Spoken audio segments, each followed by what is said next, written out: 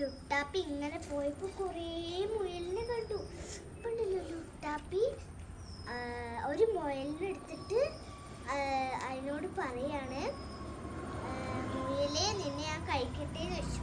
അപ്പൊ മുയല് പറയാണ്, അയ്യോ എനിക്ക് വേണ്ട, എനിക്ക് എന്റെ ജീവിതം പോകൂലേ പറഞ്ഞു.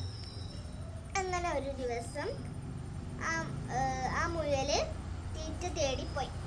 ഭക്ഷണം കഴിക്കണ്ടേന്. അപ്പൊ ഭക്ഷണം തേടാൻ പോയി. അപ്പൊ ഉണ്ട് ലുട്ടാപ്പി ഇങ്ങനെ വരുന്നുണ്ട് കേട്ടോ അതിൽക്കൂടെ. അപ്പൊ ലുട്ടാപ്പി ഇങ്ങനെ വരുമ്പോണ്ട് അപ്പൊ ആ മുയല് പേടിച്ചു. ഇതിന്റെ ലുട്ടാപ്പി കരഞ്ഞു. അപ്പൊ ലുട്ടാപ്പി വിചാരിച്ചു, ഞാൻ അന്ന് പിടിച്ച മുയലല്ല, സോറി. അങ്ങനെ ഈ മുയല് അതിന്റെ അടുത്തേക്ക് ചെന്നു. അപ്പോഴേക്കും ഇതാ മായാവി വന്നിട്ടോ. അപ്പൊ മായാവി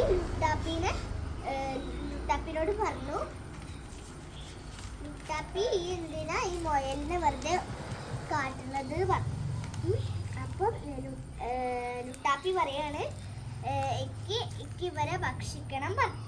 അപ്പൊ മായാവി പറയാണ്, എന്തിനാ അവരെ ഭക്ഷിക്കണേ ചോദിച്ചു. അങ്ങനെ ഉണ്ടല്ലോ മായാവി ലുട്ടാപ്പീനുണ്ടല്ലോ പറഞ്ഞു, ഇനി അങ്ങനെ ആരും കാട്ടരുത് പറഞ്ഞു കേട്ടോ. അപ്പം ലുട്ടാപ്പി പറഞ്ഞു,